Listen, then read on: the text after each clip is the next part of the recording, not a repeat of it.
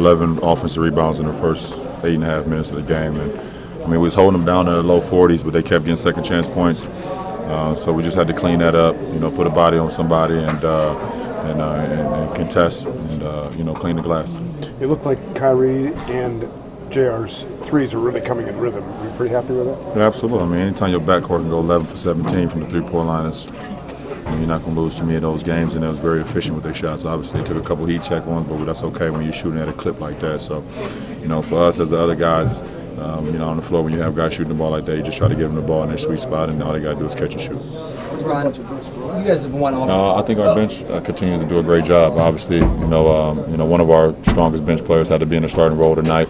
But I think JJ and Shump and Perk, Deli, and everybody that came into the game tonight did a great job. How was your view of that fan interference play? How was your view of that? Of what? The fan interference play. We had a fast break. I seen Shump streaking, and I was about to throw it all the way to him on the other side, and the fan just, basically when I was going like this, he just slapped the ball down. So, just fan interference is our ball. LeBron, you guys have won all kinds of ways, but tonight you were getting in the lane and setting guys up who were wide open for threes. I mean, obviously it worked. I mean, is this maybe when your team's at its best when you feel roles like this tonight? I mean, for us, every game it presents different challenges. We would much rather have a balance. Us being in attack mode, us shooting the three, us getting to the free throw line. Tonight presented a challenge for us to, drive.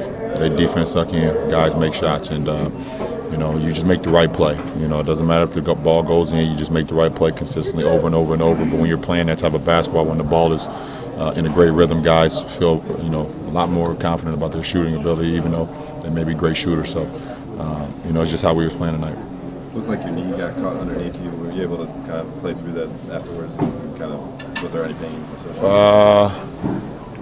Scary moment for myself. Obviously, I couldn't get my foot from up underneath me, and I was able to play through it. Obviously, see how I feel tomorrow, and go from there. But I haven't felt like that. I haven't had one of those falls. I don't know if ever, but a pretty long time. And it was your right knee. Yeah.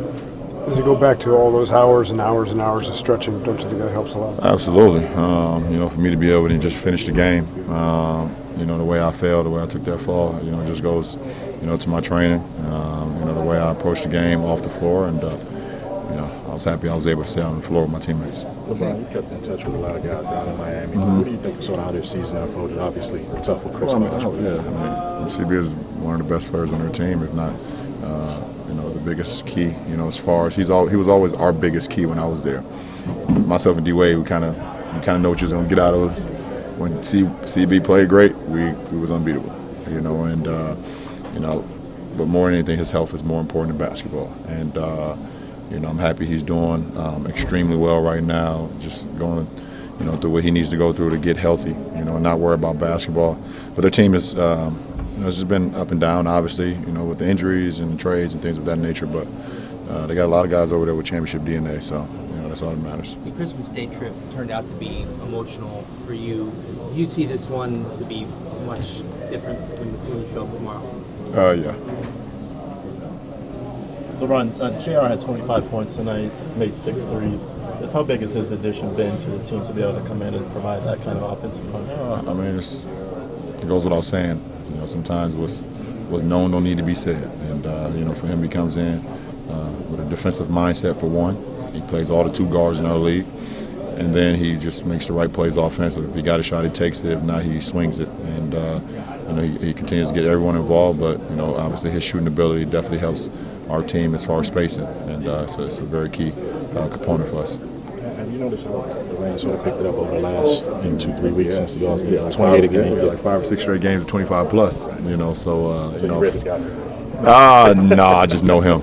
I know him. I don't need to read the scouting report, but he's definitely been in a good rhythm as of late, and he's just trying to wheel that team, try to get him, try to get some wins. Can a guy be in a zone as a passer?